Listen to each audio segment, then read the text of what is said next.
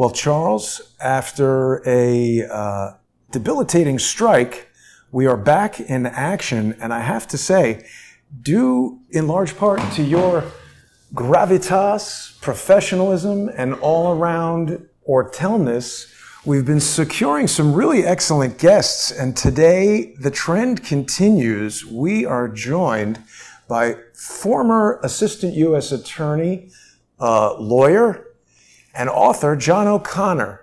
John, welcome to the show. Good to be with you. Thanks for coming on. In particular, I think the topic that we'd like to drill down a little bit on is the curious decision by the Attorney General of New York, Leticia James, known as Tish James, to not merely attempt to discipline a New York nonprofit charity for alleged misdeeds, but instead to seek its dissolution and to make a national issue of going after the National Rifle Association. So very curious your views on how far outside the norm this behavior may be. Well, I think it's very much outside the norm, and I'll tell you why. Let me give you an example. If you have a charity that's providing breakfast for underprivileged children and you get $200 million in your charity, and rather than spending $20 million in expenses as you should, you're spending $30 million. The Attorney General has every right in that situation to come in and say, hey, charity, get your expenses in line. And by the way, maybe we're going to make you pay some of them back. We're going to put you in line because we want the kids to get not $170 million worth of breakfast. We want $180 million out there being put out there in a charitable way. But one of the things you don't do is you don't say, okay, we're going to disband this charity so that kids get zero to eat at breakfast because you're bad guys, so we're going to blow up your charity. To me, that's what Leticia James is doing. I think it's terrible. I don't care who it is. I don't care whether you like the NRA or you hate the NRA. What they're saying is, I, as the Attorney General, am going to stop a certain corridor of free speech here because I don't like it. So she's really just trying to destroy the NRA. And of course, she's going after Second Amendment rights. But what bothers me more is the First Amendment implications of this. Can you destroy a private outfit whose speech you disagree with? Yeah. And that is the issue here. And I think she has gone too far, as in Eastern martial arts. Sometimes your force leads the other party to overthrow you. And I would say here that she is leaving herself open for a countersuit for trying to chill First Amendment rights, not only of Wayne LaPierre, but of the millions of people that contribute to the NRA. They don't necessarily want this. They're not begging her. I bet you nobody begged her to do this that's in the NRA. Right. They don't mind. They don't mind, apparently, and maybe I think everybody, if I were, I'm not an NRA donor, but if I were, I would say, okay, let's cut the expensive stuff. Let's keep it down. But I like what you're doing. Please keep doing it. Let's mend it. Don't end it. And that's what her proper role is. It's not to blow up somebody because she thinks they're terrorists, because gee whiz, they think people ought to be able to own firearms. So to me, this is terrorism, but it's terrorism by an attorney general. How's that? Well, it's a very good analysis. And you know what I like to do, in between the time that we got in touch with you and now, Kamala Harris, of course, your senator, one of your senators, has now been tapped to be the vice presidential candidate under Joe Biden. And I don't know how much you know about the work that Jason and I have done exposing the Clinton Foundation and its frauds, but the Clinton Foundation is an Arkansas nonprofit corporation that is nominally headquartered in Little Rock, but whose affairs are directed from secret offices, unregistered offices in New York, that has failed actually to organize itself. It's incorporated, but it's not organized, and it's never filed the paperwork that's required here in New York, starting by 1998. And I contacted Kamala Harris in 2016, her office, to say, wait a minute, the Clinton Foundation is also operating in California in multiple guises, using multiple fictitious names. It's never been organized properly. You need to do something about it. Now, the Clinton Foundation, total revenues, declared revenues, are $3 billion.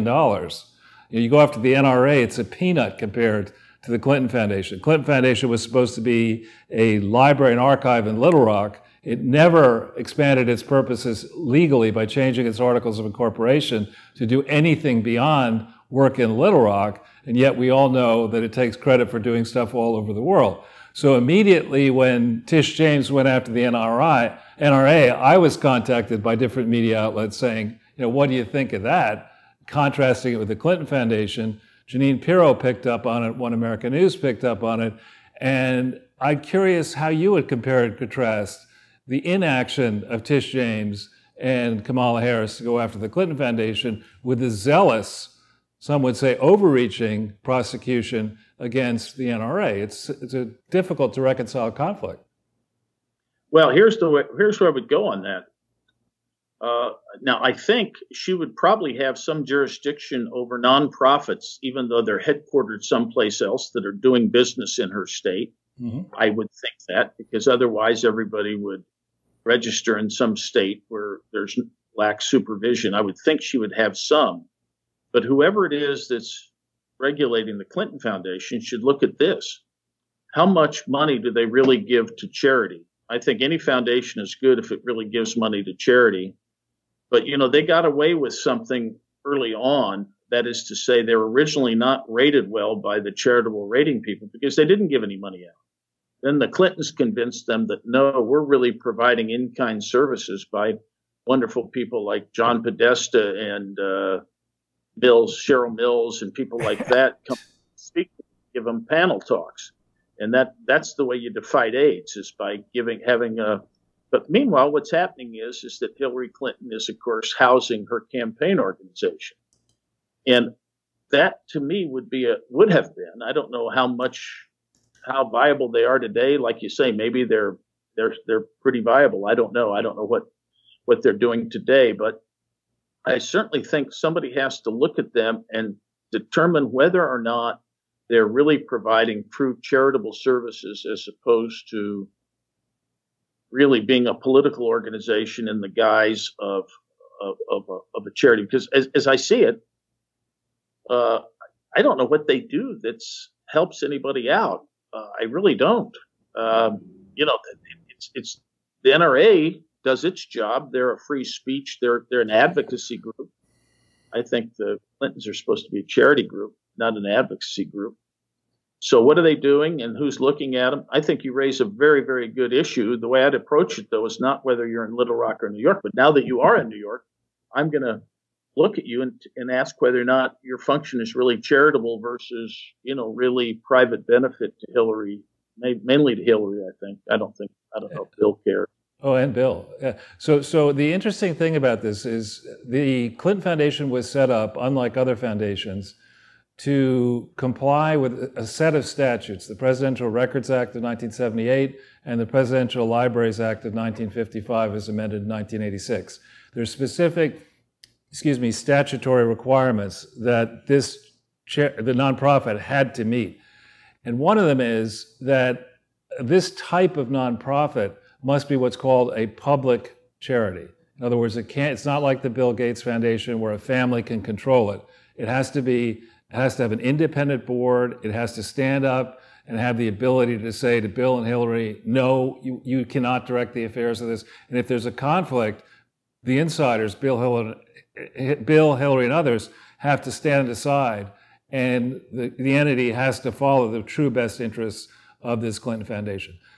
Before you get to any of that, as you probably know better than I, and I'm not a lawyer, a charity can only be a corporation, an association, or a trust. You and I can't get together as individuals and create a charity. You have to have a formal corporation. They chose to be an Arkansas corporation. That meant they could incorporate, and under a quirk in Arkansas law, if you incorporate, that doesn't, the Secretary of State is not required to say, you're actually organized. You just file the paperwork, you file your articles, and the way you do it properly, I believe, in California, New York, and elsewhere, is if lawyers incorporate, the initial trustees or directors have to get together, amend the articles, and evidence that they came together and actually created this independent entity, adopted bylaws, conducted other business, and actually became an independent entity, separate and apart from the lawyers, separate and apart from Bill and Hillary Clinton. They never did any of that. The record is clear. They never did anything. They set this thing up, incorporated it October 23rd, 1997, when Bill was president. He was in deep trouble at that time. The Monica Lewinsky scandal was coming together, and they just didn't bother with any of the formalities. They couldn't. And another big thing, in California and New York, we have very high state income tax rates. So our governments care a lot about whether a charity is giving slips of paper out to donors, evidencing that the donors gave donations. They require, both of our states require that you can not only get an audit by an independent accounting firm, but that the audit be conducted in accordance with generally accepted accounting principles. And there's all kind of verbiage that would explain what you have to do and the hoops you have to jump through. The Clinton Foundation's never done anything like this. The first attempted audit was done in 2006. There were no audits before that, 10 years of no audits. And another element that being a former deputy U.S. attorney, I'm curious what you would make of a 4-year investigation into this Clinton Foundation that occurred from 2001 to 2005. So there's an FBI vault file that you can see for yourself, 1,000 pages of information. They investigated this thing for 4 years, 2001 to 2005, and they didn't see an obvious fraud. This is the FBI, the IRS, and the Department of Justice. Well, what I would say is this. There's a different standard. It's one thing to say they're not a fraud. It's another thing to say they're legitimately pursuing charitable interests.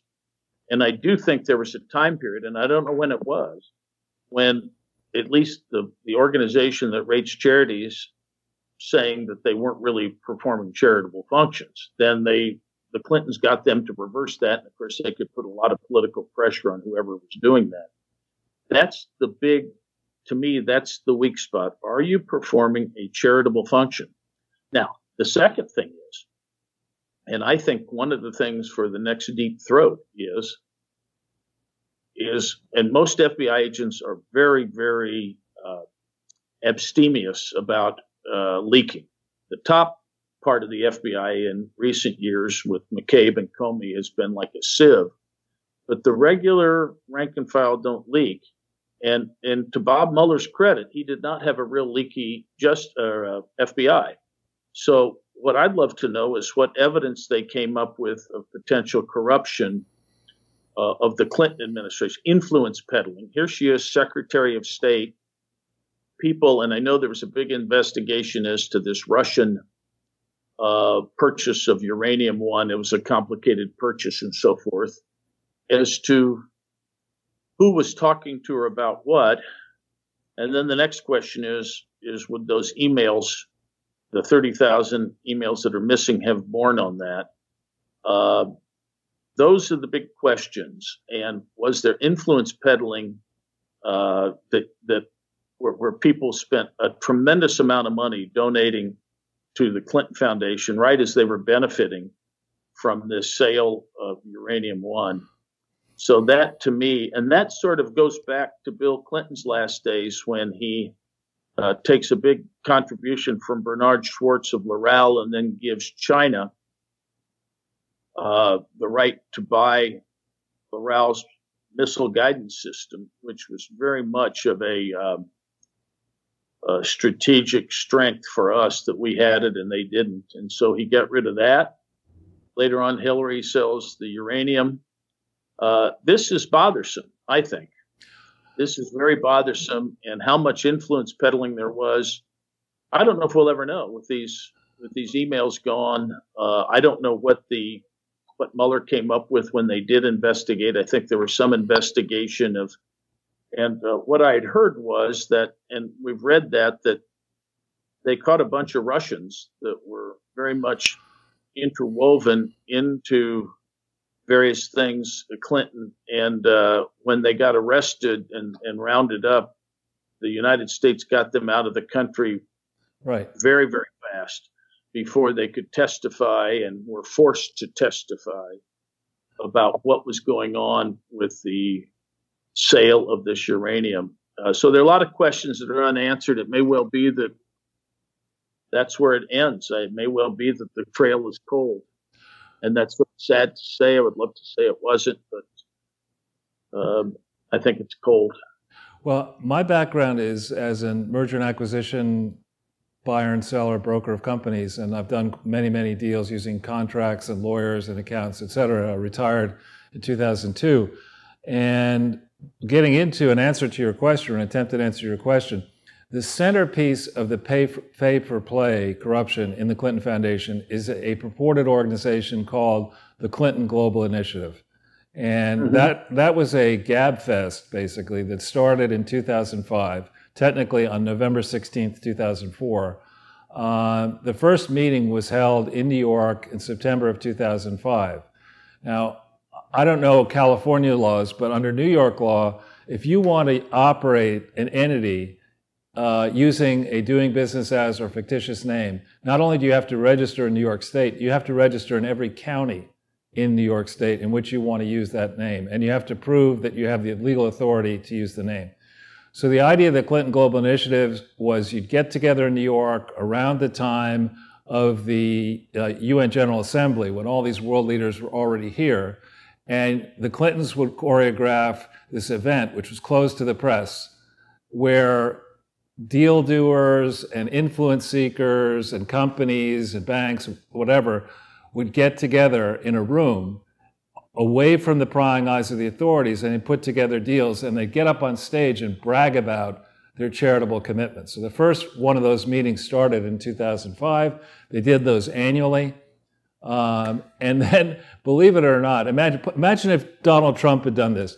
In 2008, after Hillary lost, it was clear that Barack Obama was going to be the nominee, President Clinton announced, former President Clinton, that there would be the first ever Clinton Global Initiative in Hong Kong in December of 2008. So after Barack won, after it was announced that Hillary Clinton was going to be the Secretary of State, they do an event in Hong Kong under the control of the Chinese, where all of the Asian, movers and shakers can meet with the incoming Secretary of State and former President Bill Clinton. I mean, it's just mind-numbing. Can you imagine if Melania Trump had done something like that in 2016, in December 2016 in China?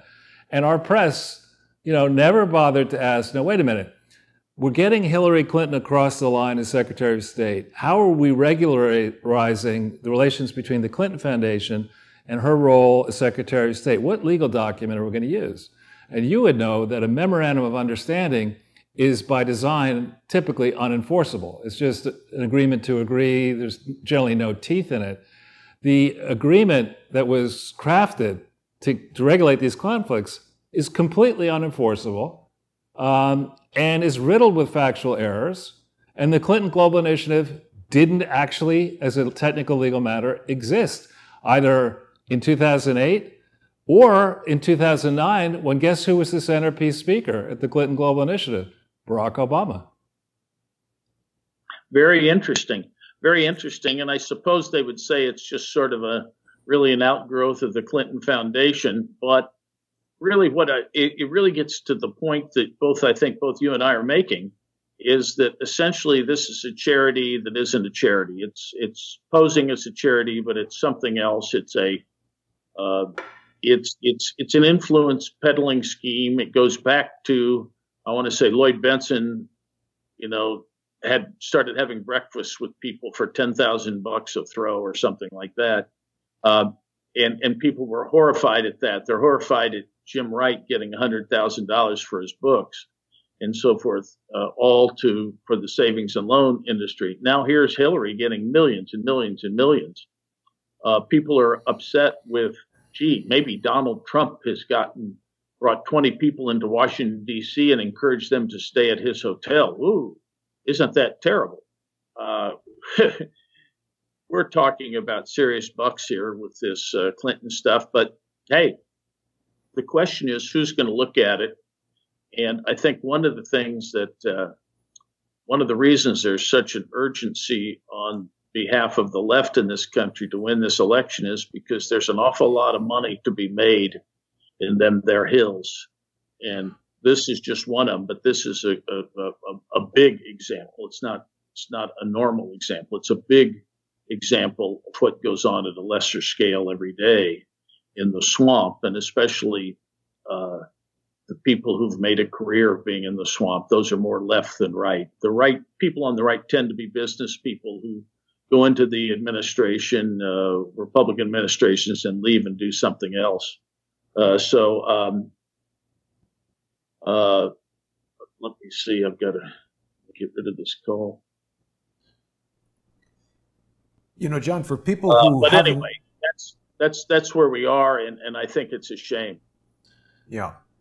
And I should say, for people who haven't seen you before, I want to make sure that they are aware you are an attorney presently in the Bay Area, and you've written, well, certainly one book that I've been enjoying, the PostGate. Perhaps we'll talk about that later in the conversation.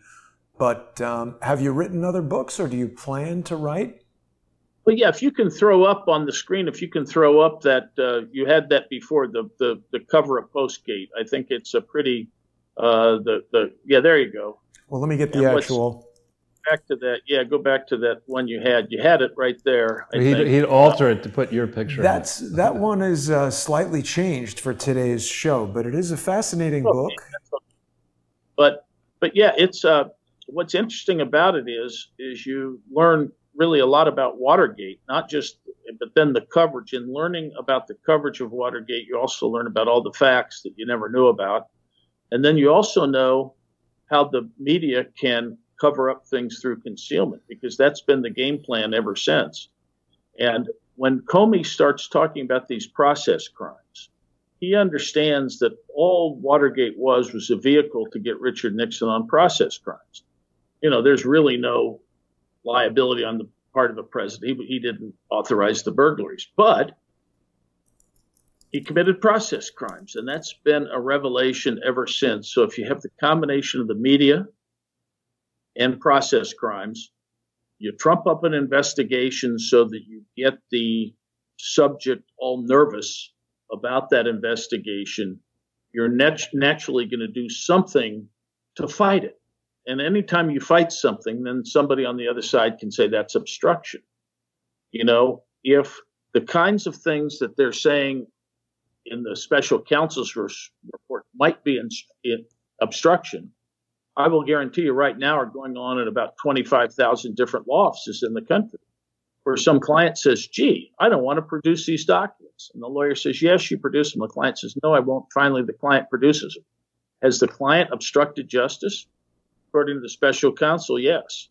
So, and the media feeds on that. Now, the media doesn't know what obstruction is, wouldn't know it if it bit it in the tush. You know, but these kinds of things happen, and so everything's about the media, because the media is where everybody's judged, and political power is there, and these folks are unaccountable fourth branches of government. Yeah, I wanted to ask, I don't know if you had a chance to listen to yesterday's 4-hour or a portion of the 4-hour discussion involving the Flynn case and the DC Appeals Court.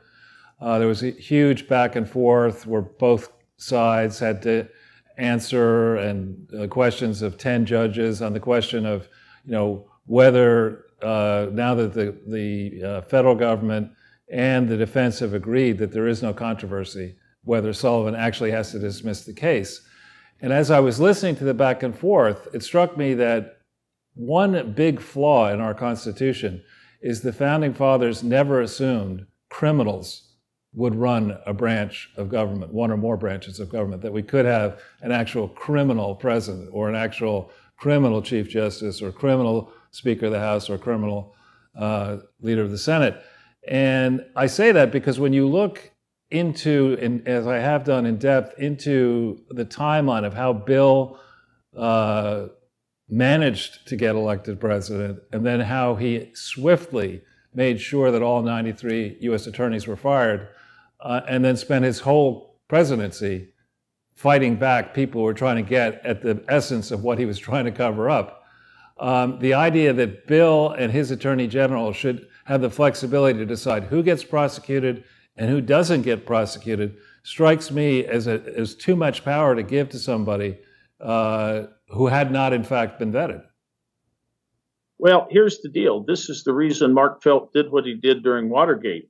It wasn't to get Nixon. It was to make sure that his White House did not unduly restrict his investigation. That's all he wanted. A lot of this wouldn't have happened if the White House would have played it straight. They still would have had their AG in there. Things would have gone along. The FBI would have gotten their men. They would have gotten the real culprits. I'm not talking about this obstruction stuff. The FBI doesn't usually go out to look for obstruction. They go out to find real crimes. Unless, of course, we're dealing with Trump, and that's all the FBI cared about in Russiagate, was trying to find out, with the help of the special counsel, obstruction. They knew there was no underlying crime. But my point is that the FBI has had this tremendous, and the Department of Justice, tremendous tradition of independence. My father was part of the Department of Justice as an FBI agent. My father's partner, William Ruckelshaus, headed it for a while and was then the Deputy Attorney General for a while. They cared about the independence, and the real FBI agents care about the independence of the Bureau. And what's really terrible is that now there has been a way to figure out how to deal with it. Comey was a master at getting rid of Sessions, and then later on bringing in Mueller.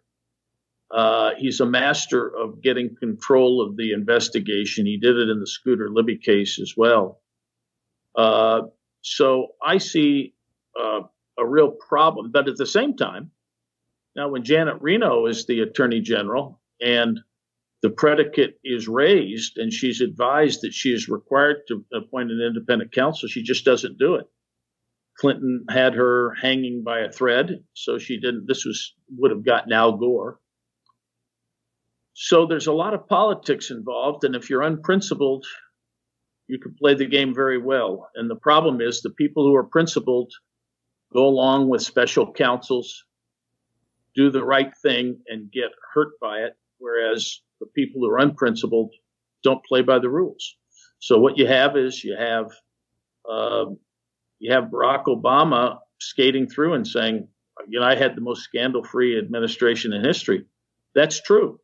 If you gauge it by the media is everything today. And if the media lets you skate, you're going to skate. So it's really a combination of having unprincipled people in power, and you have a press that says they're watchdogs, but really what they are is they're attack dogs to one side and lapdogs is to the other. We all know what's been happening. Let me ask you this, guys. I'm in the middle of a deposition now, and the lawyers are yelling at me to get back in. How much longer do you think we'll go here? Well, it's up to you. We could get off whenever you like. Yeah. You do raise an interesting point, though, about the book, if I could ask, because you raise the facts that in 1972, the Washington Post was really not what it is today in terms of its distribution and its international clout. In many ways, Watergate made it what it is. And certainly Bob Woodward and Carl Bernstein. So it's interesting how I really was fascinated how you laid out what the incentive could or might have been for them to do this and how it has paved the way for what seems like totally dishonest reporting since then. Think about this. What did Watergate teach us? Up to this point, muckrakers were there, but they were kind of considered second-class citizens. Okay, maybe Jack Anderson or Drew Pearson has something juicy enough. We'll pay attention to it, but we'll act like it's off to the side. The real journalists didn't engage in that dirty stuff. Now what happens is Watergate comes along, and what happens? This paper, which is a second-tier paper, takes the world by storm, starts making it sensational, making a cause celeb, helped by Felt, and so forth. And then what we have is we have an incentive here. If you can bring down a president or tarnish him, become a political player, you get riches, you get fame, you get fortune, and the value of your media business soars. Yeah. So all these incentives go into taking down a president. All these incentives go to making your particular media outlet into a political player. If you can go tell people, gee, I'm cool, I cause a 5% swing in the polls, you have power. You go to the cocktail parties, you're getting hired, you get an audience. And so what we have is we have a very dangerous thing. Under the Founding Fathers under the Federalist Papers said that the free press was an antidote to toxic factionalism, to mobocracy, because they would tell all the facts so the public would be informed that this mob only had limited interest, and they would be exposed for whatever it is, their greed, their stupidity, their mendacity, whatever it is. But no, now the media has become a tool of toxic factionalism. They've become the mob. They're the leaders of the mob, and it's a very powerful position, and it's something we should all be very much concerned with. And that's where I would like to leave you guys. Sure. I would like to continue this discussion with you. We would too. Because I have thoughts about the media and what they did in Ukraine-gate and Russia-gate, and I can give you specific examples of how the public really, we spend 2 years or on a Russiagate investigation, 3 years, and how long on the Ukraine-gate thing.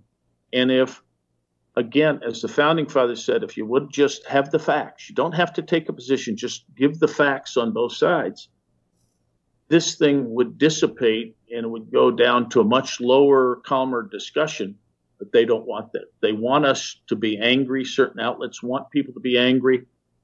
Try to discuss rationally anything with a progressive person today who's been watching CNN or MSNBC, reading the Times and the Post. You can't do it because they're angry. They're not into a discussion. And if we don't have discussions, we don't have a country. I'm not saying everybody should believe as I do. I'm saying, hey, I might change. Let's have a discussion. Let's go back and forth on this. Let's have a marketplace of ideas.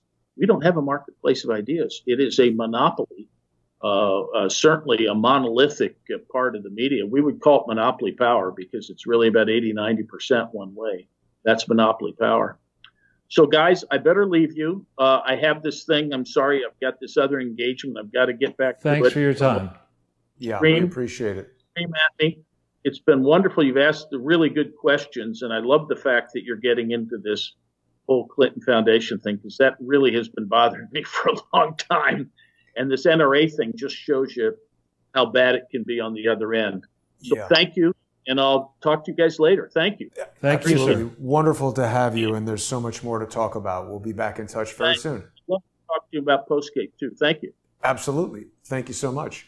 So, Charles, the book is PostGate. That was John O'Connor. I've just started reading the book, and it is fascinating. So hopefully people will go to Amazon.com or perhaps some retailer that's not controlled by the CIA. Actually, this is another thing we should have spoken about. I mean, certainly the Founding Fathers never anticipated Twitter and Facebook and Amazon. Or CIA. Well, but that's true, too. But the book, sold by Amazon.com, Jeff Bezos, Washington Post, owned by Amazon.com, right. Also Jeff Bezos. Right. Yeah, it's this homogenization of America and of the West is really, is really sad to watch. I mean, it used to be that when I was 1972, a high school student, there were many, many different outlets. There weren't as many as there are today on the internet, but there were many, many local papers and magazines and different shows and points of view. And people didn't back then say there's only one way of looking at things. In fact, in the early 70s, it was a rejection. When I went to college and high school, of the idea that people knew what they were doing in the 50s and 60s before the peace and love riots and all that kind of stuff. They wanted to throw off the traditionalists, they wanted to throw off the orthodoxy, and they wanted to experiment with all sorts of different points of view. Those same people who were back then smoking dope and doing LSD and free love and all that kind of stuff. Bombing the police station. Yeah, they're up to that again, but it's more like there's only one way to think about everything. If you don't agree with us, you're canceled, and you lose your job, you lose your position, you lose everything, and this intolerance on the left is shocking. I mean, I don't like intolerance at all, but when you see it, you can't tolerate intolerance. I can't tolerate it, no, but I don't like to see it. Are you lactose intolerant? I'm stupid intolerant, or intolerant of stupidity. I especially when somebody gets up there. Just a brief report. We may or may not on Sunday go to this place, but this morning I was at Washington Square Park, where, speaking of stupidity, the police decided that it was a brilliant move on a very hot day to take the barricades away, which were keeping the large number of homeless people who sleep in the park against the rules away from the fountain. So it's really hot. The fountain is now spewing water up. You got a whole bunch of desperate people who are dirty. And next thing you know, they're in the fountain. In the fountain. In various stages of there's undress. no way that's going to spread fecal matter and urine, aerated as the thing shoots up. And what I do, and then they for a second after they got done taking the barricades down around the fountain, they said, well, another great idea. We've got this gigantic marble arch. It's white and really easy to put spray paint on it. Yeah. So let's take away the physical boundary that would keep people. So they took the boundary away, and then at the last minute they said, well, that's probably not the best idea. And they put it back. But did they even clean off the original F12 on? It's still there. That's terrible. It's still there. And actually, one of my earliest memories, actually I have memories before this, I was 3 years and 5 months old, and we'd moved to the city. And right where I sit, now, not every day, but many days in the morning, drinking my coffee, because I can't go into a restaurant drinking coffee, is where I used to play as a very little kid. And, you see the lunatics that are roaming around that place. You see the fact that the foot traffic in the park is way under what it used to be. Oh, yeah. This morning, I was reading through Free Republic and Rantingly, which is a great site, and others to see, what people are spewing about. And there are multiple articles, not just Zero Hedge, which I love, but multiple articles talking about the degree to which New York City residents have fled. They're not coming back. Yeah. Restaurant traffic is done. Chain stores are leaving. I put up, maybe we could show on the Twitter, if it's okay, Jason. I was in the park for a while. I had to do something else. And then I went to another park, and I noticed and took a picture, something I seldom do with a camera. Yeah, I was impressed by that, Charles. Was it in focus? I couldn't. It was good. Was it all right? Oh, you're just being kind. No. I saw that and I was like, hey, how did he Charles do that? Is getting sophisticated. So I put up this picture here for those of you who know the village. Look at this picture here. This is the front. This used to be a super expensive. I mean, what used to be in maybe the March time frame or maybe before that, a super expensive Italian. Well, first it was the original Joe's Pizza, then it became that fancy ice cream place, and Joe's moved up the street. Right, and so, but my brother, the reason, my middle brother has a sweet tooth, and so we would go out for lunch or dinner, and then he would go to this place and I don't like ice cream, so I'm very familiar with this place, and it used to be, nice. It had tables out front. Yeah. Look at this piece of crap. They've torn the sign down, put up, I don't know what this stands for, but I've seen that. Somebody's tag, some graffiti. Well, I've seen that tag elsewhere around the city. Look what they've done to this storefront. This is the corner of Carmine Street and Bleecker. This is premium retail space. And there's a little park behind it where I was sitting. There used to be lots of trendy restaurants. You look at this thing. What restaurateur is going to say, "Oh, I think I can make a go of this place"? Look what happens at night when I won't be here, to my shop. It's just. It's just horrible. Yeah. Horrible. And that's just, a little portion of Manhattan. People are writing in these various articles are saying this district, which it may not look nice by air, Google Earth, but that's where it is, Father Demo Square. That's probably, there it is, Grom right there. There's the old picture of what it used to look like. Yeah. No, this is a very nice area, actually. Lots of restaurants around.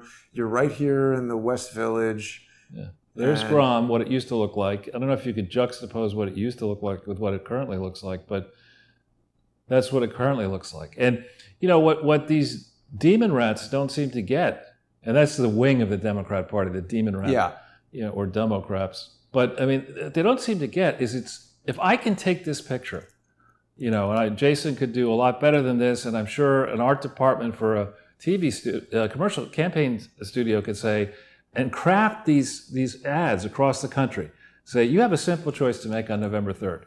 Yeah. Okay. Do you want Pittsburgh, Pennsylvania to look like this, and you show a picture when it was nice, or do you want it to look like that? If you vote for Democrats, and in particular for the Biden-Harris ticket and all the down ticket Democrats, this is what you're going to get in a trendy part of Pittsburgh and Cleveland and city after city after city. And it's not overstating the case. I mean, you look at Mayor de Crazio and the decisions this guy has made. We've got to empty the prisons because people. Except for Steve Stockman. And yeah, exactly. We've got to empty the prisons for fear that these prisoners who are murderers and rapists in many cases might contract COVID. On the other hand, what we're going to do is we're going to take people who get COVID and put them in with the senior citizens in the nursing homes. I mean, this guy, de Crazio, really, belongs for the rest of his life in prison. I mean, he is determined to destroy the city. And the only reason I could think of that he might have this goal is he's got money behind it that wants to buy the property cents on the dollars. Absolutely. I'm looking for an article that I had seen this morning where basically de Blasio is saying that, there's a huge cash shortfall because there's no tourism, there's no commerce. It's like, hello, idiot, you've just terminated it all over the last 6 months, and now you're complaining there's no money and they want federal money. Right. It's nuts. I mean, people aren't going to, not only are people not going to come back, people who on the margin were thinking about leaving. I mean, when you look at this issue of how a large population changes its components over time, it's very interesting to look at the data back to 1870, which exists, where you can group people by age cohorts, 0 to 25, 25 to 54, 55 and up. And for different reasons at different points in time, you can have a very large grouping of young people, as happened in 1870, because back then people would have 5, 6, 7, 8 children because children would die, infant mortality. Whoa. And so there were many more children per people aged 55 and up, also because back then life expectancy was lower. So that's changed. And there are different bubbles that have happened. You have to hedge your kids, Charles. Have a few extra. Well, that's the way it was. Honestly, if you had people lived on farms, and it's tough to operate a farm, and it's fun to have kids, survival. And let's have as many kids as we can. But you go into cities, you don't need to have 19 people running an apartment on the 5th floor of a building.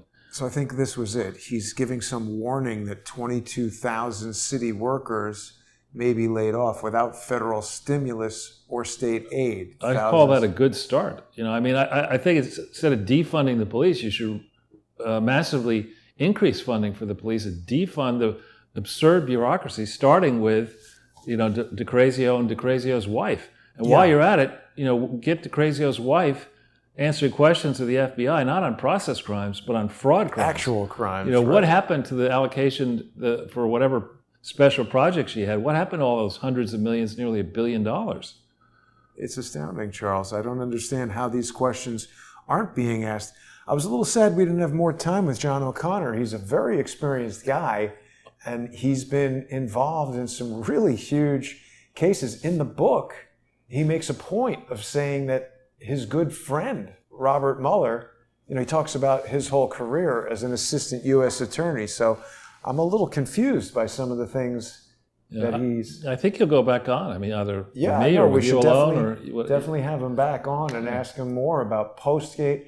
Watergate is fascinating to me because I believe it's another one of these incidents, Charles, that we still don't actually know what went on. And it's a major turning point in terms of There's elements of it that touch on the JFK assassination, the Vietnam War, everything that happened after that, Iran-Contra, George H.W. Bush becoming president, Gerald Ford, obviously. Ford appoints Bush as the director of the CIA. The CIA has its fingerprints all over the thing. Right. I think there's, to simplify it, going long back into history, the second this republic was founded, there was a viewpoint that, votes are interesting and, we'll quote, respect the will of the people if the right people make the right decisions. There's always this theory that you should have wise men and women. Back then it was wise men, deciding the outcome, and God forbid something went wrong, you just behind the scenes make it right. Now, we didn't have a chance to get into it with this, Mr. O'Connor, but my takeaway on Mueller and on the present debate is that I think Donald Trump is going to shift it very suddenly from not only treason to saying, the elections that were stolen. We don't just want to talk about 2000, the idea that Trump stole the 2016 election. No, the elections that were stolen, we will start with 2008, I think, the guy who lives on the box on the 23rd Street and 7th, he could have beaten McCain and Sarah Palin, right? Well, he would have been a good running mate for Biden as well. Black Lives Matter. That's right. Underpants don't matter. Exactly. That's right. Don't need those. For that guy. It's an impediment if you're going to do your business on the street. But anyway, so 2010, the Tea Party really rose up. I don't think anybody expected the Tea Party to have the influence that it did have in 2010. And when they won, I think history will show, when we actually see the real history, when we find the presidential records of the Obama administration, which I'm sure have been culled, we find the real ones, we're going to find out that in all these many meetings that occurred across the street from the White House, even in the White House, because they wanted to meet outside the office building so they could get away with never really saying what they were doing, but these coordination efforts to then target the Tea Party charities and target conservatives, whatever. The 2012 election, in my mind, was stolen. I think when you go back, I remember being on the ground, maybe thinking too much my own game, but thinking... 2012 was John McCain or Mitt Romney? That was Romney. Yeah, was it stolen? That's like stealing a wallet from a dead guy. No. And in that one, Benghazi had the American public known what Hillary Clinton and Barack Obama were doing across the Middle East. Jail. They would be now in Gitmo, if they're lucky, right? And so they obscured that. They did everything they can to make sure the public did not know what was really going on. To this day, they're still doing that. And so I would argue that election was stolen. 2014... You got to read this book, Charles, because it touches on that too. 2014, who knows? 2016, we could just focus on U.S. elections. 2016... I think had there not been voter fraud, Trump would have won by a bigger margin. Yeah. In 2018, the existence of the Mueller probe swung the House of Representatives to the Democrats. Good point. Right? And that's the biggest. When we say it was just, why do we care about the fact that Mueller opened this investigation? That doesn't really matter. The governments have broad discretion to prosecute or not prosecute as they see fit. Bullshit. There is no way that the Mueller appointment should have ever happened. He had amazing conflicts of interest that are still not fully revealed. There's no way that thing should have started under his direction. There's no way it should have been outstanding as long as it was. By mid-May, when he was appointed, 2017, the FBI and Justice knew that there was no there. The subsource, all this stuff. They knew the Steele dossier, not only was it bullshit, it was built on bullshit. It was, regurgitated bullshit, if that's possible.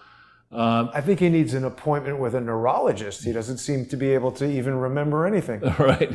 He could have been a good running mate for Joe Biden. They could sit around and debate the same thing. That's right. Why are we here? But anyway, so that investigation should never have started in the first place. There were no crimes to investigate. It certainly shouldn't have gone on past the November 2018 election. They should have known promptly, by June at the latest, that there was nothing there, and they should have shut it off in 2017. Instead, they kept it going, leaks out to the media. You had Brennan standing up there and Comey standing up there, all these people standing up and accusing Donald Trump of being a Russian asset. This thing, credibly sent through the airwaves, radio waves, newsprint, etc.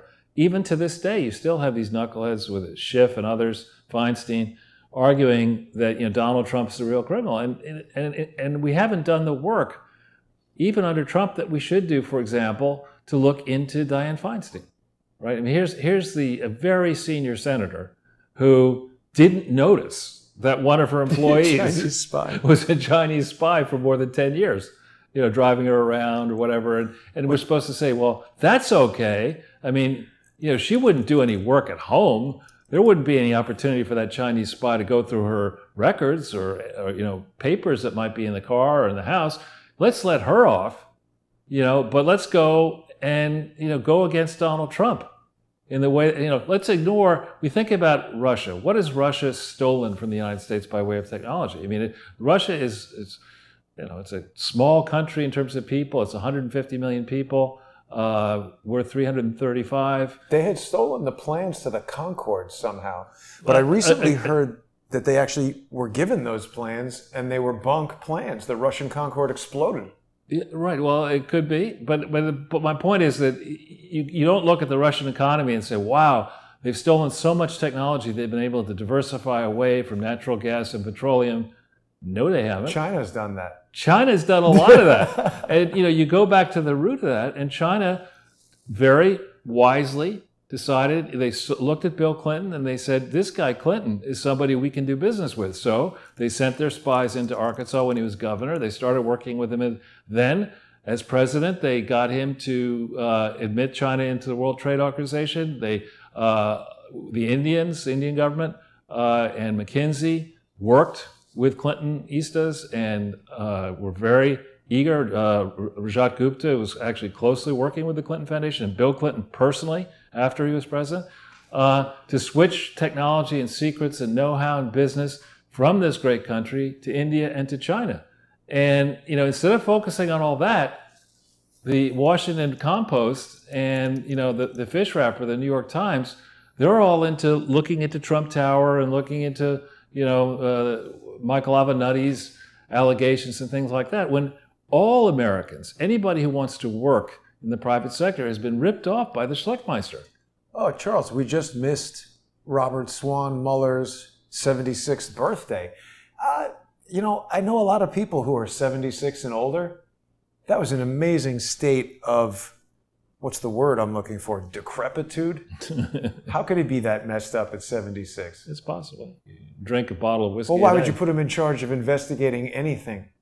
Because, again, what you're trying to do is just have a cloud out there through the midterm elections. That's your goal. It's not to actually come up with anything. That's what they're doing to Flynn right now, too. Of course, that's what they're doing to Flynn. And I have to say, listening to, as I did for maybe 2 hours yesterday, listening to the 10 judges, the arrogant way in which they spoke to Sidney Powell and they spoke to the Solicitor General. I mean, they had judge after judge, they rehearsed their lines, and one said, all right, after the Solicitor General, who I think did a great job, saying, there's the function of the judicial branch, and I'll slaughter the argument, but the function of the judicial branch is prime function is to handle causes in controversy. So you have to have cases in controversy. You have to have a case in controversy. And when there's none, the judge has no role. So we don't need to do endless, what about this hypothetical? What about that hypothetical? And they did the same hypothetical over and over again. What if Michael Flynn had shot somebody and then stolen money? Then what? No, it was worse than that. It's worse than that. They said, so you're telling me, Solicitor General Wall, they called him General Wall. Right. So you're telling me, General Wall, that if in a courtroom, if a judge sees the Attorney General of the United States give a suitcase filled with cash to get a suitcase filled with cash from the defendant, and in exchange for that suitcase, direct the U.S. attorney prosecuting the case to drop the case, that this court would have no ability to intervene as a result of what it had seen. And it's like, what? Are you on crack?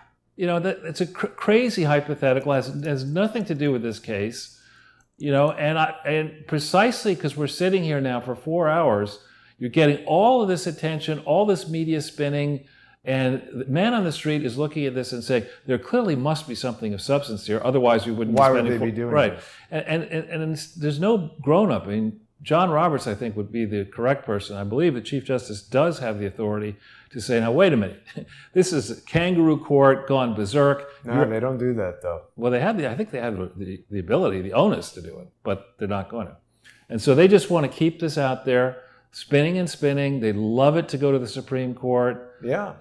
They're going to do everything they can, no matter how egregious, no matter how unusual. They're just going to keep this in play. I don't know if you know this guy, Will Chamberlain. He's a lawyer. Basketball player? Not Wilt Chamberlain. This is like William Chamberlain. He's got a Periscope channel. Did a very good analysis. He's always doing good legal, blogs or video, whatever. Did a great podcast about this. Went through all the details, and he said something that really stuck with me. I hope I'm not butchering it, but I experienced this personally, and he put it into words perfectly. You really don't experience the consolidation of power over you personally any more than when you're sitting in a federal courtroom and a judge is presiding over your case, because literally you say or do anything out of line, that person has the ability to bang the gavel, find you in contempt of court, and you go right to jail. Which is where Comey should go. But they don't do that. Along with Brennan, along with, I think it's probably worth talking a little bit about Kamala Harris. Oh, boy. And this Tupac? Biden-Harris ticket. I've been on the phone more or less all day talking to different people, and Kamala, I don't think it's spelled that way. But anyway. Well, Google knows what's up. And I don't know if there's been... Charles, he looks like he's going to sniff her. Well, yeah, she's like, get away from me, dude. Yeah. I can feel the hair on your legs. Isn't that weird? Well, I have to say, I think you would admit I'm not a hugger, or I'm pretty formal, and the notion... Sniffing. Well, I think, it was really weird for me when the Biden-Obama, pairing was announced, and that they got up there with their respective wives, and Biden came over and kissed Michelle Obama on the lips. Whoa. And yeah, he regularly does that. And the notion that in public you would kiss another man's wife on the lips crazy, is really weird. I mean, it's... Well, you shouldn't do it in private either. I'm just saying, it's like, it's just really odd. And so I don't know how this press conference has come off today. It was supposed to be at 2. Let's see, They seem to have hidden it. Yeah. Yeah, I don't know. He definitely did it. I watched it. Isn't this also someone he shouldn't be kissing on the lips? His granddaughter. That's also weird. With that. Very weird. He's like, give me a little tongue, baby. Yeah, you're 14. Did you change shampoo? I mean, just really weird. But they were supposed to have a 2 o'clock, meet and greet or whatever, introduce Harris with Biden, and I think they switched that to 4:30. We'll see. I guess we'll hear the news of how that went. I can't believe it's going to go well. And on so many different levels. I mean, you think about this. He's making out with everybody he meets. What's up with this guy? He's weird. He's like, hey, strange lady, come here. But what's his hand doing? She's trying to... I don't know. But if you go into the history, I don't know how well you remember the campaign, and the first debate was a debate in which Kamala Harris bitch slapped Joe Biden. I mean, really said nasty stuff to him, and the press was triumphant, saying she destroyed Biden's chances and this and that. And she made a lot of very negative comments. And Tulsi Gabbard from the left went after Kamala Harris for her track record as Attorney General. When, for example, she, on the one hand, put 1,500 people in jail for separate cases for marijuana or thereabouts, but joked about how she liked to regularly get high with marijuana. And jeez. So she was taken to task from the left and from the right. Her mentor, shall we say, without getting into the specifics, Willie Brown, is some kind of character, and he doesn't like her. Her own father has chastised her. and has pointed out that the family come from their slave-owning family from Jamaica. How are black people slave owners, though? Oh, it was common in America. Wow. That's crazy. Oh, no, it was quite common. I knew about that. I mean, people go back. I'm not an expert on history or slavery, but when you just study the basic elements, it was common. To the victor go the spoils was the way in which battles were fought, regardless of nationality and ethnicity and stuff like that. You lose a war, and you lose everything. You lose your freedom. You become a slave. You lose your property. You're lucky if you don't get killed. And that's just the way humans treated other humans and still treat them. Around the world. Slavery is very common, even today, perhaps especially today. So selecting this Kamala Harris, as Donald Trump said so well, frankly, yesterday at his press conference, he was asked, what do you think of Kamala Harris? And he said, well, she was my first pick to be vice president.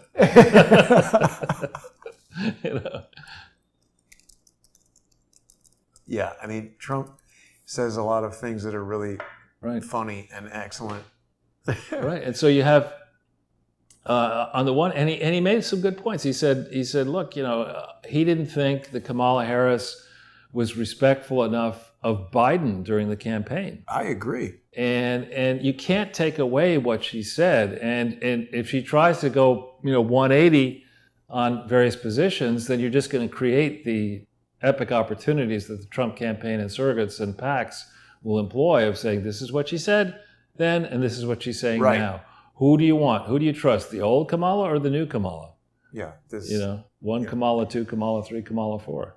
And Charles, I was talking to David Hawkins last night, Friday's show. He's got a lot of stuff about Kamala Harris that's kind of below the surface that most people don't know. Her involvement in her college sorority, some other things that have happened with that sorority. I don't want to scoop David, but I think people will be shocked. I didn't know about this stuff. Yeah, and we glossed over it quickly, but California, many countries, many states' charity laws focus on the crime of diversion, and I thought John O'Connor was going to get into diversion. Diversion is where you raise money or somebody raises money to fund a library and instead uses the money that was raised for a different charitable purpose, even if it's a good charitable purpose, like fighting cancer. It's a crime. You can't go out and say, I'm going to take your money to build a library and then buy adulterated HIV/AIDS medicines and distribute them around the world and say you're doing good work. It's a crime. Should I have not done that? Yeah, and the standards in California, frankly, the history and the laws and the regulations and the apparatus to regulate everything, much tighter in New York and California, obviously, than in Arkansas. So one thing we didn't get into with the guest is, a theme we see in many different venues, that the regulatory apparatus that exists is there to give you the appearance that it's actually doing something, but in practice does not have the resources. The Arkansas people will say, well, we can't. I mean, this is a national set of issues. We're just here in Arkansas. Right. And then you go to the FBI and they say, well, we're too busy watching porn. And this is all international. Covering up crimes from 40 years ago. Yeah, we don't have time for this. We'll get to this in about 2060. Yeah, years. 2060 years from now. Yeah. Right. It's just, and meanwhile, we can fork over $93 trillion for a Green New Deal, because that's essential. We're not going to make sure that there isn't charity fraud, pay-for-play corruption, money laundering in the existing charity world. Fix that up so we collect our tax revenues, balance our budget, bring down our debt. We're not going to do that. Instead, let's just borrow, 5 times or whatever the math is, 4.5 times our total GDP. Let's borrow that number for some plan by some bartender who thinks that 2 + 2 is a racist concept. That it's 4. That makes more sense. Didn't she say Latinos are black? Yeah. How is that not racist? I don't know. I did a message for her. Dial back the crack. Crack is whack. Yeah, she's. I don't know if being against people who are stupid is stupidest. Yeah, stupid. Now, Charles, here's another question. Maybe this is just me. Doesn't it seem odd? this is very like 1970s to me. Why do they? Now that we have like real-time transcription, why don't they just have words? Why do we? Why is it must be a major league challenge for people who are deaf to read, but I guess sign language is faster. I'm just saying it must be. I'm not minimizing the condition and the pain that must come somebody who's deaf or blind or whatever, but please explain to me why the people who do sign language, whatever the location is, are the strangest looking people on the planet. They make faces to go. Well, no, but along also with the just sign by language. physical appearance. I mean, they have the way that if they're men, the facial hair, the clothes. I mean, it's very odd. The whole thing is strange to me. It just seems like words would be easier to read, and why do we need this person? Or look at this doofus, right? I mean, here's his message. Yeah, I mean, here's his message. Look at it. What's wrong? Wearing a mask and he's not wearing He's not wearing a mask. I mean, how complicated would it be to just wear the freaking mask if that's the message? And actually, the message should be, again, I'm no medical expert, but wear a clean mask. No, don't wear a mask at all. Well, I'm just saying, if Fauci saying you can't talk about hydroxychloroquine because there hasn't been a double-blind. I've been saying this for days, and someone actually sent me a study about masks, specifically about this. Does it stop the trend? And the study found no, it doesn't. Right. And that was in a hospital setting.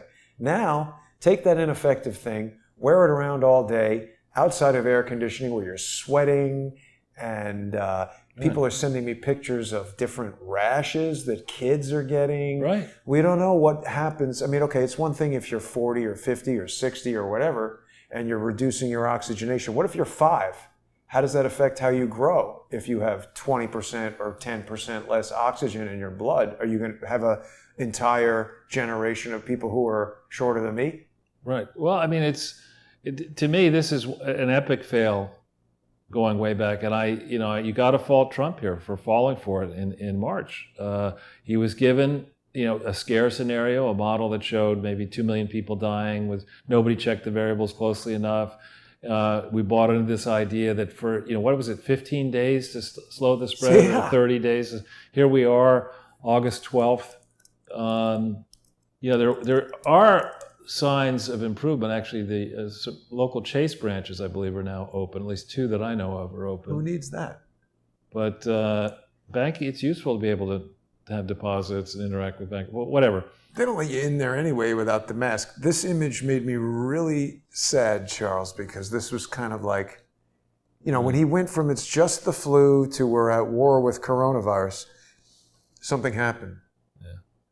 I don't know. But so here we are, August 12th. Sorry, Charles, people in the comments want to hear your opinion about Trump wishing Ghislaine Maxwell well.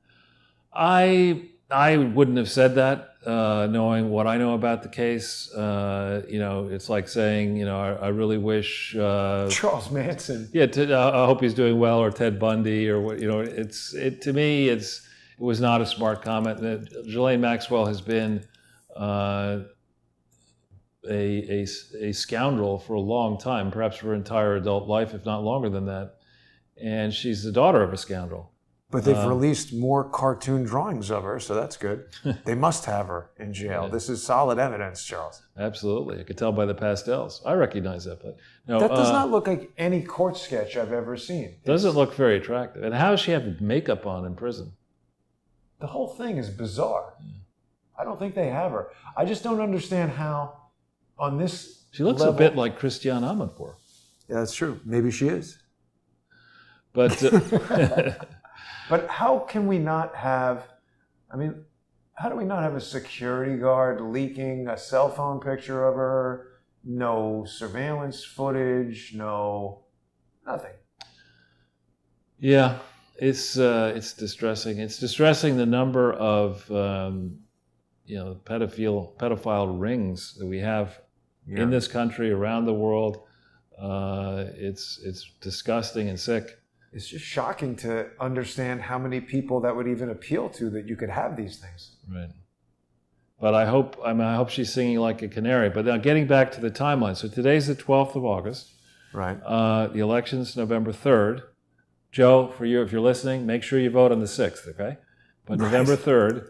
And we enter this 60-day period, which I was reading up a little bit about. And guess who was the person, or under whose Justice Department introduced the 60-day period, which is not a law, it's just a practice. It's probably George H.W. Bush Bush. scheming schmuck like that. W. Bush. And our good friend, who we won't say his whole name, Bob, but he pointed out to me in a phone call recently that the first president to attempt to put together a presidential library while he was still president was Bill Clinton. Okay, so Bill started this process, and I think what he was doing was making sure at the very outset that he wanted to cull the presidential records, get rid of all the incriminating ones, and have complete custody and control over everything that happened regarding his presidency, so he could then figure out how to present his presidency in the most flattering light and keep all the other stuff out. How much of this do we need to throw away? Right, burn. Exactly. And it's note to the people who think that this is crazy, you have to have time on your hands, and I've had a lot of time on my hands, which is, I'm very happy to say that I've enjoyed it. There are a hell of a lot of books that have been written since the cover of the Clinton presidency, including books nominally by the Clintons themselves, but by Webster Hubbell and all sorts of people. And they all talk about, in different ways, they talk about Betsy's files. Betsy? Who's Betsy? Betsy is Betsy Wright. And she was a campaign operative. She was one of the people who either helped create or featured in the War Room, which is the first time the Clintons war gamed the election. They wanted to figure out who all their opponents were, how they could be attacked. They put together these files on every topic, and those are Betsy's files. Okay, and Betsy, in this book by Webster Hubbell, it specifically states the people who were aware of Betsy's files. And those included Mac McLarty, Hillary Clinton, Vince Foster, and Webster Hubbell was asked, is this a new one? Is that the book? No, it's Webster Hubbell book that I'm thinking of is Friends in High Places. Huh. And it's Betsy is with a second E. I don't need to know how to spell. Google does. Friends in High Places. There's two versions of it, the original one and then the yeah, but there's Friends in High Places they didn't inhale. But this book talks about how Hubbell was instrumental with Vince Foster in the campaign. Instrumental? What do you mean? In tamping down scandals, and when the time came to obtain custody and control of Betsy's files, they were put into the custody and control of Webb Hubbell. Well, we've got Rose Leticia telling us that Betsy Wright had the key to Vince Foster's safe. That's true. And so this time period from really January of 1992, when the Jennifer Flowers story came forward, and then specifically March 8th, 1992, when Jeff Gerth issued his famous report, I think in the New York Times, explaining the Whitewater scandal, beginning to explain it.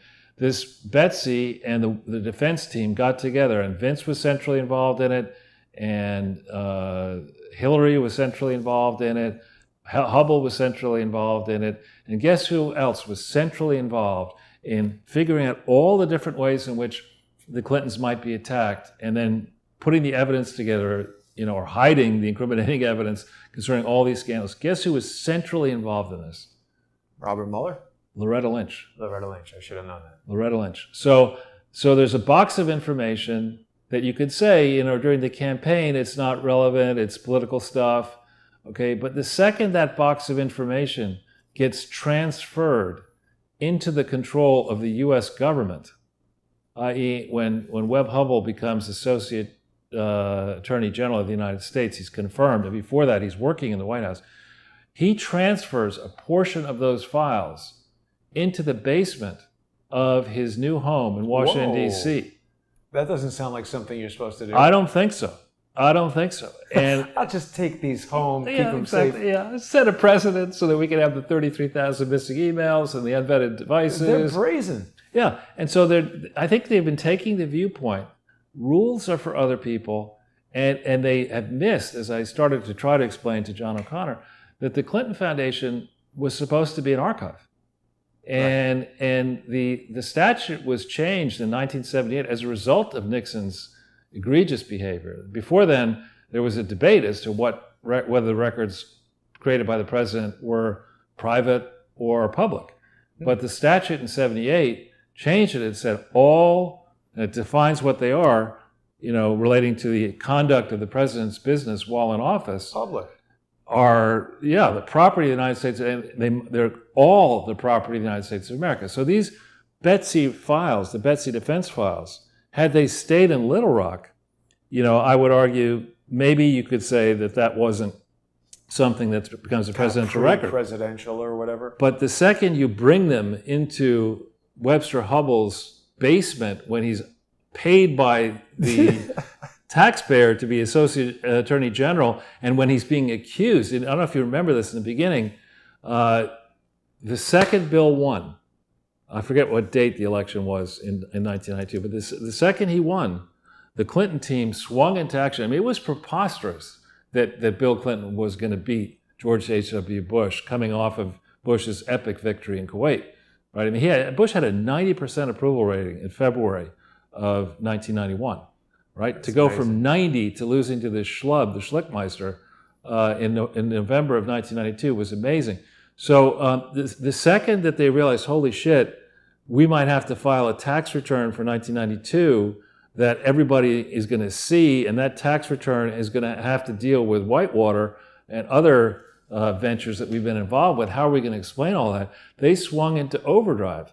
And Webb Hubbell, who was apparently, when he was much younger, obviously, he was a fit guy who was drafted by the Chicago Bears to play football. Wow. Yeah, and he injured himself, so he didn't play. The Bears. The Bears. Was Ditka coaching? Yeah, Ditka could have been. Ditka would have been president. I don't know. No, yeah, Ditka could be president. Ditka is gad. Ditka's driving the bus. He's gad. Have you been to that Mike Ditka Steakhouse in Chicago? I don't like Chicago. I don't like Chicago either, but Mike Ditka steak, I mean, it's like everything in it is wrapped in bacon. It's like broccoli, bacon. But it looks like he's been there. But I think Ditka died of a heart attack. Did he really? If he ate that restaurant, I think he would have. I will check that out. But so what happened was they couldn't confirm, if you remember, I don't know how much of this history you know, but they couldn't get an attorney general confirmed immediately. They had 2 aborted attempts. Kimba Wood was one, and Zoe Baird was another. They had decreed that the attorney general was going to be a woman. And allegations have been made suggesting that the acting attorney general of the United States was either Hillary Clinton, Webb Hubbell, or Vince Foster, that they were these former Rose law firm partners. That seems shady. Well, it's very shady. And so it's in this time frame, when they are transferring these papers, the Betsy files, into Washington, D.C., do you think anybody in the FBI ever investigated any of that in the course of looking at the Clinton Foundation, or is that something we just say, no. I mean, look, the Clintons have an absolute right. If they want to take Air Force One and go out to Necker Island with it, or, the South Pacific, they want to take the Beast, the president's limousine, and go on a road trip. Obama. Charles, they can't investigate anything. You were with me on 23rd Street. They've just released the Imperial Sky Destroyer from Lego. He's got to get over there. He's got to, yeah. But now, wait, just real quick. Sorry to interrupt your flow, but I'm wrong. Ditka still alive. Good. But he did say that they underreported his heart attack. There's all the bacon wrapping up the steaks. Maybe that's why he's still alive. You're good point. Yeah, who were the people who impersonated Ditka? That was George Wendt on Saturday. Oh, yeah. No, he didn't impersonate Ditka. They were Chicago guys watching the game where Ditka walked on water. Yeah, that was pretty funny. Pretty funny. People in the comments want me to... Yeah, Ditka's still alive, Teresa. People in the comments want me to interview Trump. I would like to do that. I would take that very seriously, and I have a lot of questions for him. Yeah. Yeah, it'd be an interesting guy. I got to say, I'm getting, cheesed off is too strong, but now my email, I get different requests for money, not just from Trump. I unsubscribed to the list. Yeah, but I'm getting. First it's Eric Trump, then it's Donald Trump Jr., then it's Donald Trump Sr., then it's the Trump Pence committee, then it's Michael Pence, then it's You should email them. It's like, hey, Eric Trump, help me out. Yeah, that's right. You got a lot of money. Yeah, just like all the guys who approach me on the street when I walk over. Right. It's like, I mean, we have. Where's my dollar? Well, actually, in this neighborhood, if somebody truly needs money and there's a real story, I have a soft spot for that. I could see that there's a problem and that maybe I can help. But it's, you now have, it's hot. Not on the street, you mean? I've only done that once or twice, and I regretted it every time I do it. But now it's to the point where it's hot, so we're in lazy begging season, where the guy's sitting down there, and it's like, just the can. No message, just, then slightly more aggressive is, help me out, man, help me out. And then it's like, can I have $2? Like, yeah, it's like, whoa, that's a major increase. Well, yeah. I mean, I like to go, back 20 years ago, there was one guy on 8th Street who was pretty funny. He would walk up to you and say, can I have $185,000 for a condominium? That's pretty funny. Of course, I wouldn't give him any money, but... Yeah. I just don't think it's very safe for the recipient or the giver to do that. No, you definitely don't want to take your wallet out, because that's the first step, is to get your wallet closer to his hand or her hand. I'm not so much worried about that, but I mean, there have been much more aggressive homeless people, and it's just really disheartening. There's so much other stuff going on, Charles, but I wonder, it's too bad that we didn't have more. There's so many questions I wanted to ask John O'Connor. Well, he was on for 30 minutes, 35 minutes, so that's pretty good. And on the question of his comments about media, this format is a format that you don't get on, you may get a bigger audience on Fox or CBS or whatever, but you don't get the chance as an author to talk uninterrupted for, back and forth for 25, 30 minutes. You just don't get that. You're constantly interrupted. And now the commercials are out of control on Fox. I mean, it's now irritable bowel syndrome and, bent Peyronie's disease, bent penis disease. And, my God. They have a picture of like a bent banana or something like that. They're starting to talk. Really? If you have what do they have, a pill for that? There's an app for that.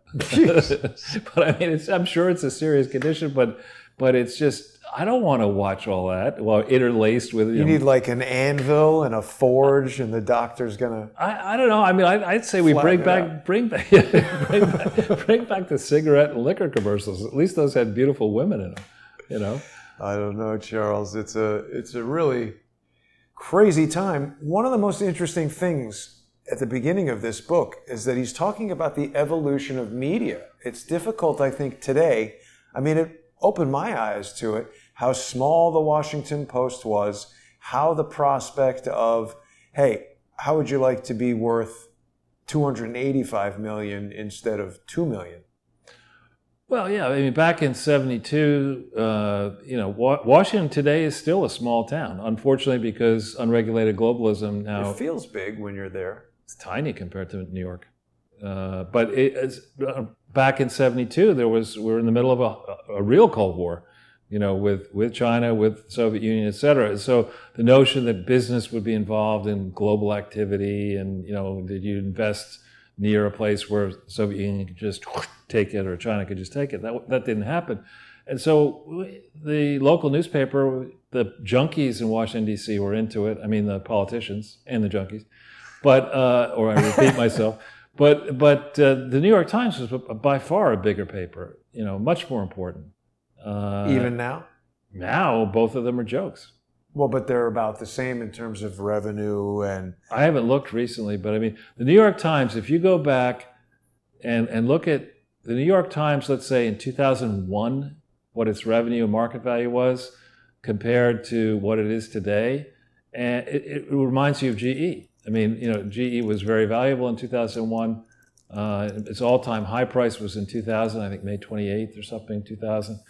It reached 60, and now it's like 7 or 6. That's GE. Whoa. New York Times is making $1.74 billion. That's just the revenue. They're not making that. That's revenue. What should we look up? Market capitalization? Do New York Times Yahoo. Yahoo? Yeah. Because they're a bunch of yahoos. No. And then you hit this. This is a good lesson for people who are interested in sussing out a company. This is a very good site. It's good because it's done quickly and consistently. You have to check the statistics. Nobody's perfect. Hit this statistics line here. All right, this gives you the details about Market cap. Well, no, keep going down the page. Slowly. Okay. So the stock price is up a lot, 57%. Wow. Okay. But if you go down, here's the income statement. It has 1.75 million in revenue. It has That's shocking to me. That's low. huge. It's low? Yeah. 1.75 billion? Is low. If you think about the intellectual property that the New York Times has, right? All Books of and all of reporting issues, and all. Yeah, I right. mean it should be worth a lot more than this. But the net income for a common shareholder is 141 million. So it makes 1.75 billion in revenue, but it brings down less than 10% to the bottom line, right? So when you go to a place that charges sales tax, New York City and combined, I think, is close to 9%. So for every dollar that you purchase, New York City and state will take 9 cents. This thing doesn't, the proprietors of the New York Times don't get 9 cents for every dollar of revenue. Huh. You know, so to me, this is a non-business. It has generated cash. It used to have a lot of debt, but it's paid down its debt, or the debt disappeared. Is Graham Holdings the Washington Post? No, Bezos owns. You know what that is? That's the remnants. Graham Holdings used to own the Washington Post, but it owned a bunch of other properties, which I think are now still in Graham Holdings. But the Washington Post is owned by Bezos, personally. Right, but I'm just having a hard time finding it here. Yeah, but this is... You won't find it, I don't think. No? Because it's not... Yeah. It's privately held by Bezos? Yeah, this is just publicly traded. Oh, wow. Yeah. I don't think I knew that. Yeah. That's crazy. No, it's basically his personal blog. Well, that's in the old days. That's the way many papers were owned. Personally, I mean, you don't want to have to reveal, how much money you're making to the great unwashed. Look at what's trending, Charles. Yeah, Tesla's up there. A lot of people dislike Elon Musk. I have to admit, I'm intrigued by some of the... Yeah, hit the statistics thing. You'll see what I'm talking about here. We just went through statistics on New York Times. Okay, here's something that has a market cap of 264 billion, 7 billion of debt. Its price-earnings ratio on forward earnings is 217. And, I haven't done this in a long time, Jason, but 217. Not good? That's crazy. What does that mean, a indicate? normal PE, a forward PE of an expensive company would be 25 times, 217 times.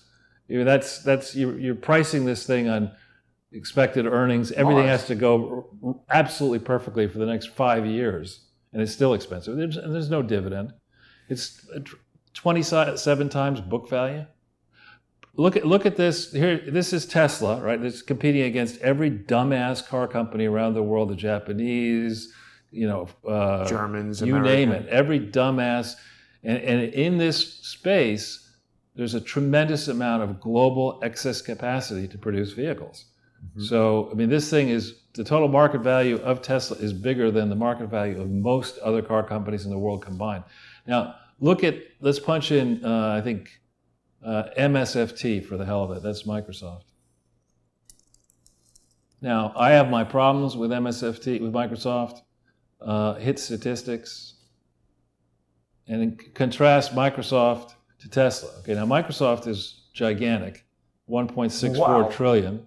It has more cash than debt, so its enterprise value is less than its market value.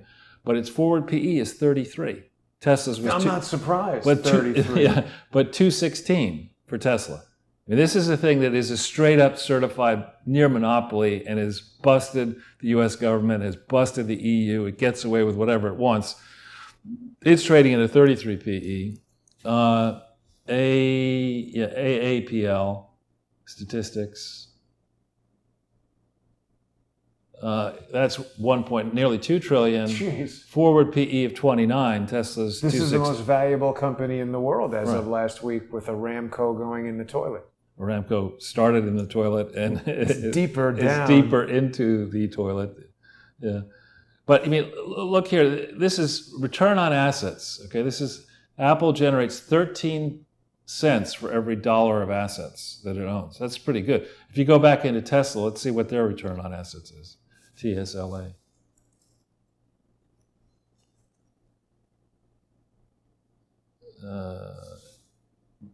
Return on assets 2. So not good. Not as good. No. It's just, I mean, both of these are speculative, you know, Apple and Tesla. But the question is, you know, what is your risk profile? I mean, are you prepared to? I mean, is Elon Musk a bankable proposition? Is he somebody who seems stable to you? He's a visionary, but is he the kind of person who can take a large enterprise and move it in a well-managed way, the way it needs to be moved? I don't know. I mean, he seems very smart, and the thing that intrigues me is the breakthrough technologies that I think are on the cusp for this company, the artificial intelligence driving, and solid-state batteries seem like it could really revolutionize. I mean, Tesla seems to me like a company that everybody thinks is a car company, but could go into so many different directions that it could be huge. I mean, there's not that long ago, somebody would have looked at Apple and said, this is about to go out of business. Again, you know, what the mistake I think people make when they look at these type of investments is you have to look at a range of scenarios. As my friend Henrik in Finland would say, scenarios. And you have to take a realistic upside case and a realistic downside case. And you say in the realistic upside case, you know, throw in the battery, throw in whatever, and model it all out and say, you know, how much revenue is going to, how much money would be invested? The batteries. Everything uses batteries. Well, I understand, but they're competitors in the battery field, and so how big is the market, and how big might it expand to be, and what would the revenues be, and what would the cost be? People could do all that kind of stuff, and you arrive at a conclusion saying that, yeah, there's a great opportunity here. How much is it worth today? You know, and you do that case, and you say, all right, that's the battery, everything works case. And then you do, you know, not Elon Musk slips on a banana peel in a cage fight with... But the battery takes 5 years to make, the artificial intelligence doesn't work. Or, you know, some government says, you know, fuck this whole process, we're just going to subsidize a state-owned producer of these type of vehicles, we're going to lose money, and whatever. You can imagine a case... Or don't allow them to have automatic driving cars. That would throw off the business in for the biggest markets. You know, so you do a case that's a realistic upside and a realistic downside, and the present, and you arrive at a value. You know, assign a probability to one. If the probability is 65% to the other one, the probability by definition of the other is 35% because they have to add to one. And you look at it and you say, well, okay, this is saying that the right price for the stock today is 600, or it's saying the right price is 8,000, or whatever it is, and you arrive at that conclusion. But you have to go through that work. You know, and most people are not doing that. Definitely not me. I just look at videos about the batteries and how many factories they're building, and I say it's impressive. Batteries. Yeah. Well, you might. I mean, David Portnoy who I think I just saw walking down the street. He looked a hell of a lot like him. Barstool Sports. Oh, right. You know, he's of the view that the stock market's completely rigged, and he just throws darts and he's been beating the market. That's awesome. It would be better if he bought a monkey and had the monkey pick the stocks. Didn't somebody do that? Yeah, probably. Because then you'd also I'm pretty sure. He looked a hell of a lot like that guy. I don't know if he's here in New York today, but he looked a hell of a lot like that guy. Because he could also have the companionship of a primate in that case. He looks pissed off. He's a good. He interviewed Trump, and he did a good job of that. And yeah, that was good. Well, Charles, you know, there's no end to the stuff we could discuss, but I think we are approaching the end of this broadcast. I forgot to mention this, but this is our triumphant return to live streaming here on the Jason Goodman YouTube channel, and I want to thank everybody who is with us today. 237 people? Oh, no, a minute ago we had over 1,200. So am I running for president, or are you? I think you should. Oh, right. No, we have to have 19 people. You wheel in Joe Biden. I think you should run for president. People want me to interview Donald Trump, which I gladly would. But anybody who's seeing the show now for the first time in a week, because I was as the days went on, getting more and more emails like, are you okay? What's going on? People should definitely subscribe to subscribestar.com/crowdsourcethetruth or patreon.com/crowdsourcethetruth, because the live streams were continuous there. People can also subscribe to the backup YouTube channel, which of course is free, Crowdsource the Truth 2, search for that. But this is more activity from these malicious social engineers. Videos are getting hit every day. I'm getting idiotic emails, more lawsuits and legal things happening that I don't want to talk about. One thing I wanted to address, we've been doing some shows about another event that got a lot of other people sued, and a lot of people are saying, oh, Alex Jones is a sellout. And when Will Chamberlain did this thing talking about the power of a federal judge, I don't know that people who have not been involved in federal lawsuits understand what that all means. Right. I mean, if somebody says to Alex Jones, well, we're going to take all your money and your house and you'll be homeless and your kids are going to starve, or, you know, it's like he loses the case and this is the resolution. He has to do what it says. If they say you have to retract the comments, he has to do that. And I don't think that means he's a sellout. There's a lot of nuance and subtlety to the things that happen in the government, in a court, even in interpersonal relationships that I think a lot of people don't fully appreciate. Well, let's hope. We're at the 12th of August. We've got the 60-day rule starts, I think, on the 4th of September or thereapouts. Got to arrest people before then, Charles. Time's a wasting. So let's see the pressure amped up here. Let's see some activity.